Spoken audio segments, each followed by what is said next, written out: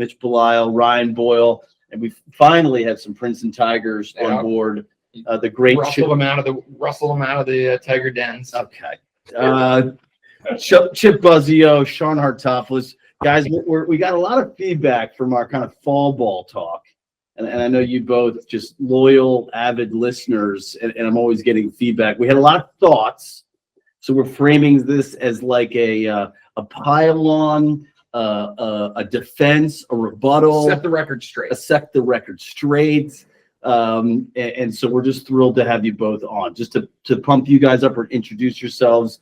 Chip Buzzeo, senior captain my freshman year, a two-time national champion, the first guy to hoist the trophy after we won the title, and now head coach over at New Canaan and founder of Eclipse Lacrosse Club. We're super pumped about having you on board. And then Sean Hartofilis, I've been told you're fourth all time in goals in Princeton history now that Coulter, ascended above hubby last year. But what I will say, and I think Buzz has got my back here, number one in terms of coolest goals. And I would say, Buzz, the coolest player, I think that's a subjective thing, coolest player in Princeton history. Would you say that, Buzz? Would you say that's fair? He's one of them. Chris Massey is my guy. Right. And I think Hardo and Massey were definitely two guys that were very, just cool is the right word to explain. And they scored some pretty incredible goals. So, Sean, you did a stint with that Riptide, right? I think we just missed each other by a year. Oh, wow. Yeah, I guess so. I was on that team for a year in their inaugural launch expansion season, and it was a lot of fun. But I just want to say thank you, Ryan, for saying those nice things. I think I might be fifth now. I think there was a kid, maybe he played with Schreiber, but that got more goals than me. That is like fourth, and it's possible I'm sixth now. Hunter knocked me out of the fifth slot, but I was third when I graduated, and the shot clock has happened in lieu of that, so I think I would have taken more shots. But yeah, played for the Riptide for a year, and that was fun and humbling. I was 25 and I'd spent 3 years in LA not playing lacrosse, and got out there, was fortunate to make the team and had a lot of fun, met a bunch of guys, and played Ryan, right, Ryan, Philly? Yeah.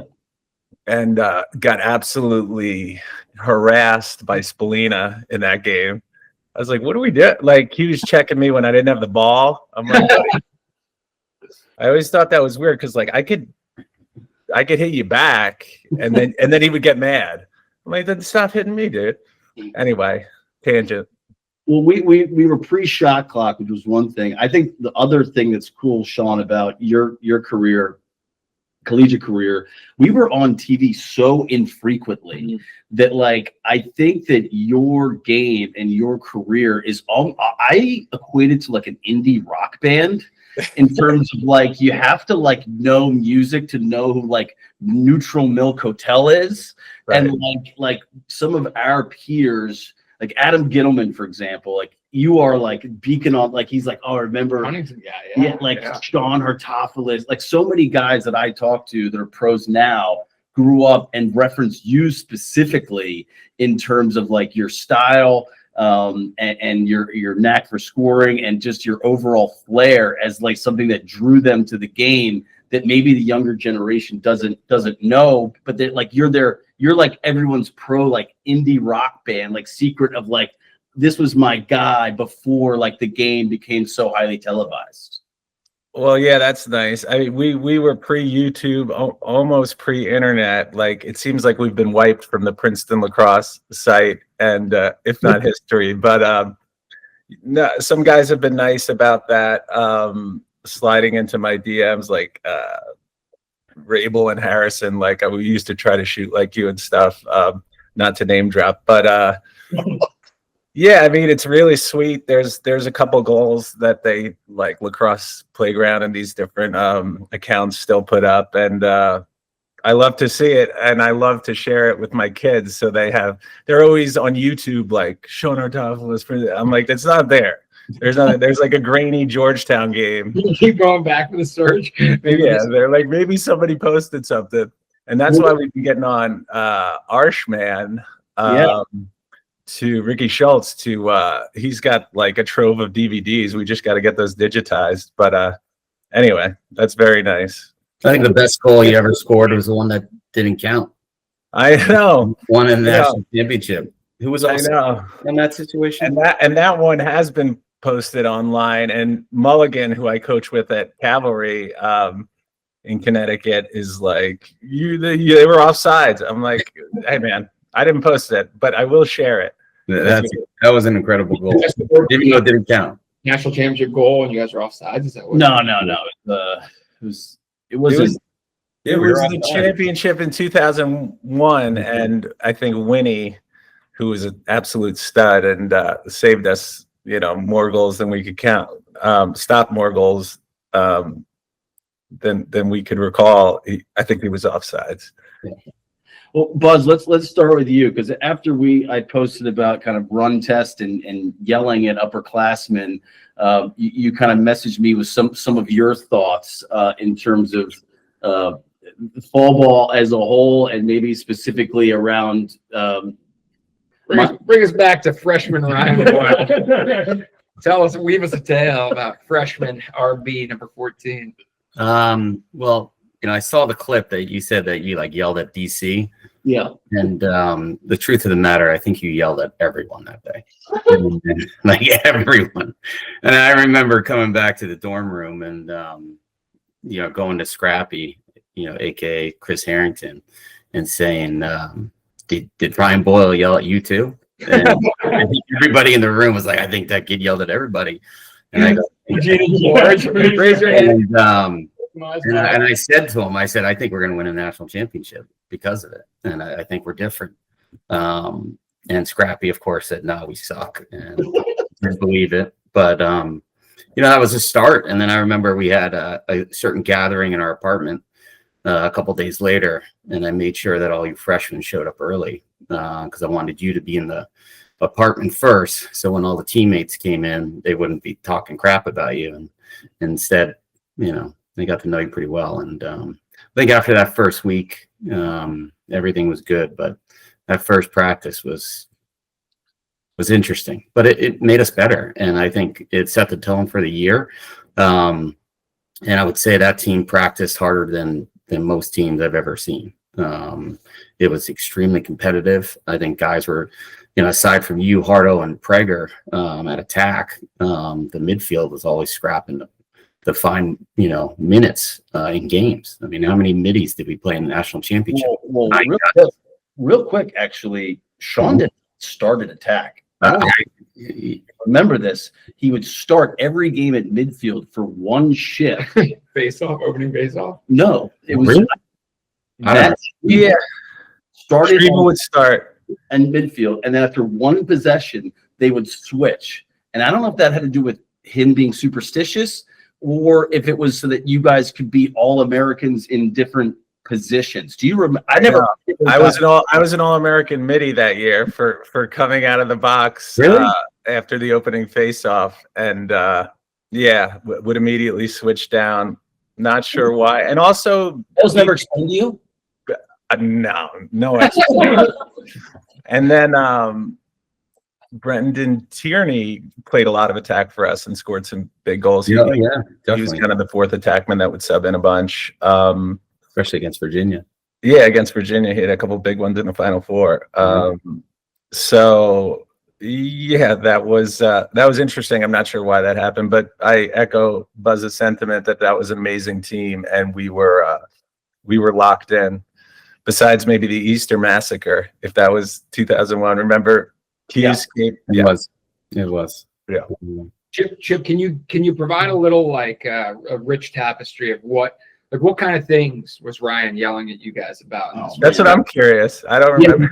Like you should have done this, or was it like you guys got to go harder? What was kind of the To be honest, I don't know exactly to remember the verbiage, but as a defensive midfielder, I don't know why he was yelling at me in the first place. But I definitely was in the wrong spot, and he thought it was his job to coach me. And look, I took it in stride. I liked it. I had no ego. I was, I wasn't a superstar on the team. I loved being on that field every single day.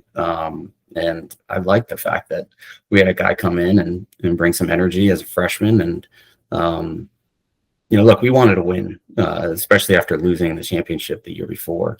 So any, new type of energy was great to have. And it was fun. So, but Ryan definitely thought he was a senior all year. I mean, I would find him in my kitchen at night when I'd come home, and he'd be cooking up a storm, with some friends he brought in, and I'd be like, "Hey, great, Ryan, how you doing? Great, I'm just cooking." And I'd be like, "All right, man, I'm glad you're using my kitchen, using my food, and cooking food for people I don't know." But So I would revise my advice to incoming freshmen. Instead of being humble and humility, I think you just be yourself, just be your authentic self, and that's the lesson to learn, because it all works out.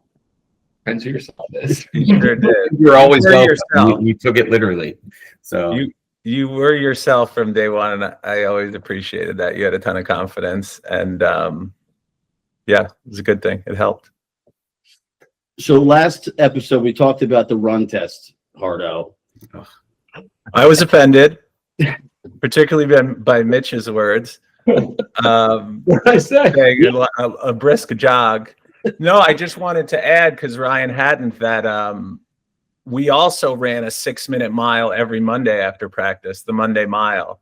Yeah. So, I mean, after like a 3.5-hour practice, we practiced our butts off, really long practices, and then ran a 6-minute mile, which I don't know if we were loosened up, but that was always, it wasn't, we only had to get it under 6 minutes, but that was our pace for the 9-minute run. That's 6. If you didn't get under 6, what was the punishment, or what would you have to do?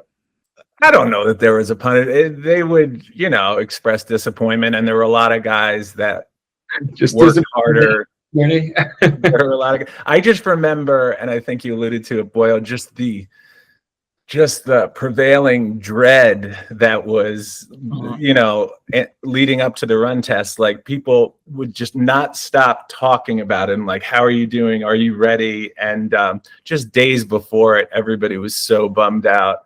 It was 9 minutes. I did pass it a couple times. My senior year, after I lived in Santa Monica with a buddy, I was running on the beach. And I don't know, I was able to, and I always prepared for it. I was able to do that one. And then we had an indoor one on the mini track that for some reason seemed a little easier, less psychologically intense, maybe the lack of, atmosphere, weather. Now, my sick memory, and please correct me if I'm wrong, Buzz, I believe you have brought this to your program. Am I off base with that in terms of the Monday mile? we have run the Miracle Mile. We don't do it as much due to certain educational understanding of the body and load on athletes. But it is tradition that we do run it at least once a spring. I usually, do it when it's a week where we only have 2 games, or maybe a week where I know they can run it and not get hurt. But we definitely do it every year. I did it more when I was younger, coach, but now I'm doing it less and less. But we have to. Understanding now of the way this works is like, this is the last thing that any athlete should be doing after like a hard, arduous game on a Saturday, is running a mile 2 days later at the end of a 3.5-hour practice. And I know, looking back on it, I was like, I would just like to rest. That's kind of what my body would like to do. In sweat, in like big, like crusty sweats, which was like a theme. And we wore under all our gear until, I don't know, what was it? April? Yeah. And and in the Jersey cold. So it was pretty brutal. But I think at that point you were just so kind of warm from practicing hard. Guys just kind of did it. I do think it's all mental. It's a mental. I was gonna say it's nothing about physical No, here. And that's, I feel like 95% of the workouts we did was like, can you mentally handle this? It's funny, Hardo, you brought up the heavy sweatsuits. We were just joking about that with the Cornell guys. Like we did it all the way through our whole, so through 07, just like the thickest, rigid sweatsuits, and we wore them pretty much all year. And then like one day, like, all right, sweatsuits off, and then that was it. We never put them back on. There was no back and forth. It was like you wore them and then you took them off, and that was it. Is that like a Division I or Ivy League thing that we all got these like thick champion sweatsuits and we had to wear them? Did you wear them all 4 years, Chip? Yeah, well, I mean, we had to wear the. I remember my first time in the locker room. We like showed up at our locker and we had our gear in, and I actually went and grabbed the scissors and I was about to cut my penny like everyone did in high school. And John Hess, thank God, saw me like about to cut my penny. And he was like, don't you do that. He goes, well, he's like, we're all be in trouble if you do that. I was like, what do you mean? We can't cut it? I was like, this thing's a dress on me. And he's like, you got to wear it. And I was like, what's this jersey for? And he's like, oh, that's a practice jersey. I was like, so we have to wear a practice jersey and a penny and a sweatshirt. Oh, yeah. And he's like, yeah, Coach T doesn't like to see the pads. And I'm like, he doesn't like to see pads? And I'm like, yeah. So we all, as freshmen, I remember all looking at each other like, what did we get into? And it was the whole year we had to wear that. Yeah, so not only was it the sweatshirt, but then it was a full jersey. Yeah. What? Yeah. A full jersey over the sweats. And then a penny. And then a penny. Yeah. Right? Yeah, well, yeah, that was the style, and I forgot that. Yeah, thank God I didn't cut it, but I was thinking that. Were you going to shorten it? That would have been great. You just came out. I had abs back then, but not anymore. not anymore. Thick layers of cotton. That was. I will say though, the one run test or the one miracle mile I think is the most memorable was when Lieberman came back from injury and he made him run it and he didn't make it, and Coach T like freaked out and said, get on the line, and like literally like sent him to the end line, and all of us were standing there going, what the hell's going on? He just came back from injury. And that's when Trevor ran over and like stood next to him, and then our whole team got to the end line, and then he blew the whistle and said, you're finally a team, get out of here. And it was a pretty remarkable moment. So that's why, when I think about the actual running, I don't think it was meant for anything conditioning wise. I think it was all, doing something together and accomplishing something together. So that's why I still do it, and my guys hate it. But I think, after they do it, they feel good about themselves. And I think we did too, even though we never admit it, but I think it was a good thing. Yeah, you love hate it, but then, like you said, you feel like such a sense of kinship in that. Very much so. I remember feeling good after the Monday Mile for sure. And Lebo, it's like when I was thinking of the psychological warfare of it, he would just psych himself out so bad. He hated it so much. Such a, big guy, kind of more of a, I don't know, explosive sprint athlete than like a marathon guy. And it would bum him out big time. Yeah. It's like when they got all those remember those brand new hot tubs they got that year? And Coach T found like 15 guys in the hot tub after practice. Demanded no one ever go in there again. I got in some hot water because as I got older, I got a little bit more comfortable in that hot tub, and I would go before every single practice. This was like a training room hot tub or like a sauna? The training room hot tub. Okay. And then I started bringing in the newspaper, the school newspaper to that. And that was like a little frowned upon. They're like Deuce Bigelow, like eating a burger in there. So then one time I brought in chicken fingers and fries. and that was frowned upon. Yeah. That I think that was maybe my senior year when I was Real comfortable there. I was Real pushing the comfortable. envelope a little too much. Chip, what just top memory? You brought up a good one, the run test one, but if you were going to go back to a top memory from your Princeton days, what would be like number one A1 memory? Number one A1 memory. Does it include Ryan Boyle? No, Sure. no, Doesn't have to. No.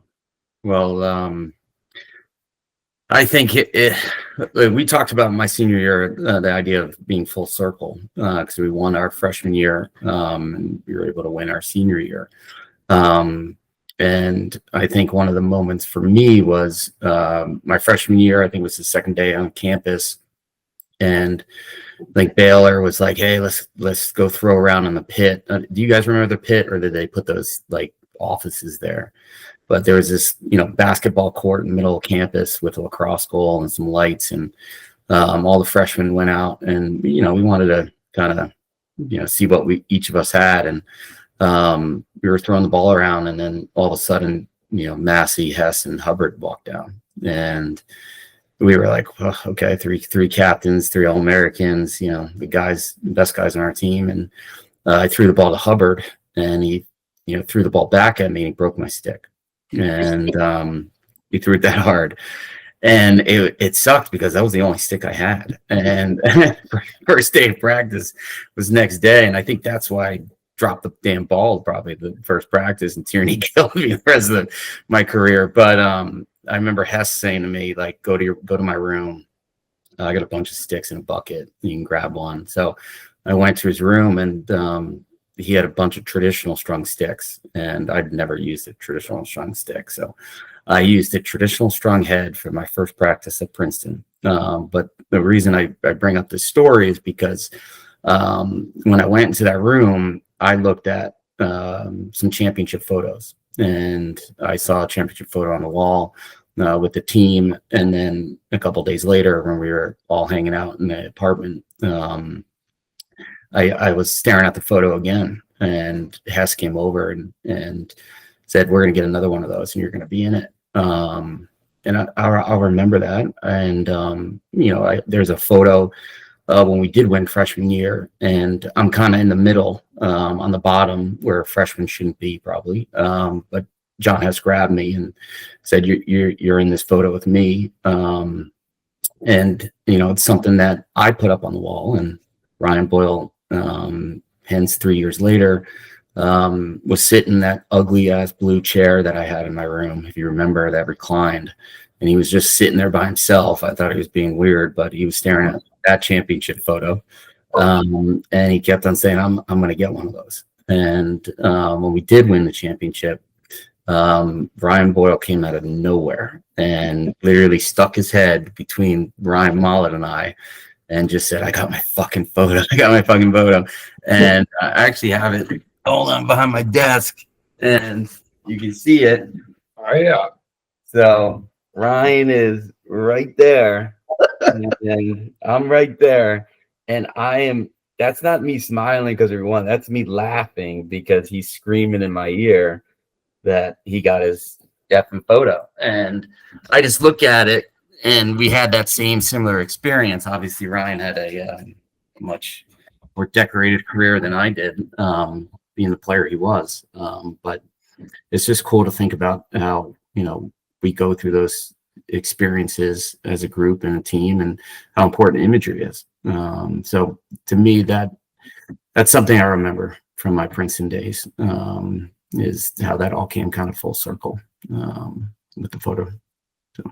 Will make you feel great. Ryan's got the exact same photo right behind his desk in here too. So Good. It is perfect, spot on. Something to look at every day. Makes you get up in the morning, and makes you think about how hard it was to win that championship. But more importantly, how hard everyone worked. So I miss that team. I'm looking forward to this year, our 25th anniversary. I'm hoping I can get down there. It's right in the middle of our playoffs, but talk to Mollett about it. I think he's going to help out a little bit. You get people down there somehow. So where's the Final Four? I think it's in Charlottesville this year. Oh, So, wow. That's right. Yeah, so it's going to be a little tricky for a bunch of people to get down there. But worst case, if we can't get down there, hopefully we can all get together because it's been a while. It's probably been since our 10-year anniversary since all of us have been together, and now the majority, if not all of us, have families and kids. So it should be a pretty incredible family photo. That's for sure. So that's my sorry it took so long, but that's maybe the memory I remember most. I wish I knew how, like you guys, how important that photo was going to be, because I've got the same one, but I'm like hidden behind like 3 guys. But anyway, it's no less special. I see you, Hargo. I see you. Well, and Shawnee, I think about obviously like our relationship and acting in your movie and our bond, but I also feel very fortunate. If this might be the first time you heard this in a while, we had our own goal celebration. Do you remember what it was? Definitely the first time I've heard it in a while, but why don't you remind me? I remember something. I think we were like early onset teammate celebration, custom. Like now everybody's got like a different thing, right? We invented it. I think we were pretty early on. So anytime I fed Sean for a goal, it was a fake high five and to brush the shoulder. Turn off your shoulder? Yes. Pre-Jay-Z? Wow. That was pre-Jay-Z for sure. Wow. Yeah, I remember that. Brian. You went for like and then you went like this and just like that. Wow. Do you recall that celebration? I do. I knew we had something with a fake handshake. And yeah, that was it exactly. And great job on you for remembering it. That was cool. Well, I heard from other Princeton athletes that they saw us do that and then took that back to their own. They unlocked. Yes. Chisholm O'Para, and from a football standpoint, they were like, they saw us do that. They're like, we gotta cook something up here. We gotta make something of our own here. I remember he and Nate like that. Nate Lindell, wide out from San Diego. Yeah, that was cool. Good job. I don't know how it was probably a collaboration, much like our film work. I think we workshopped a couple. I think God, I would have loved to see that footage. That's the film we need to see next. A young Ryan Boyle and Sean Hartofilis Get practice. Schultz digging the crate, because that probably comes up on a few tapes. we haven't had him on just yet. We gotta like hold that. It's too close to the best, I think. That would be a good one. I gotta make him work for it a little bit. I know when you asked me on a text with him, I'm like, oh, does Arshman feel like left out here? Have they already done it? But yeah, you got to get him on. He's been brought up on the podcast multiple times for sure. Yeah, we're making him work. We're working towards it. Yeah, we're making him work for it. He's got to get on LinkedIn. Hopefully you'll bring up that a sandwich at the Wawa was named after him. This is true. Yeah. We'll save that for his episode. No Wawa. We'll say that we'll have a whole food episode. Well, I know you guys have got National Signing Day going on, hockey practice, we got school pickup, we got all sorts of stuff going on. But thank you guys for this trip down memory lane. Really means a lot to me, and appreciate you guys taking some time. Yeah, thanks for having us on. It's good to see you guys. Total pleasure, especially to be with Mitch Belisle, who I understand held Mike Powell to two goals and 1 assist. Half of a scrimmage a few decades ago. That sounds about right. Just ask my dad. He'll probably tell you he knows. No, but keep up the great work. This is a lot of fun. It is fun. Right. Good seeing you guys. Hope to see you guys in person soon. Yeah. Love you later guys. on. Yeah. Go Tigers. See you guys.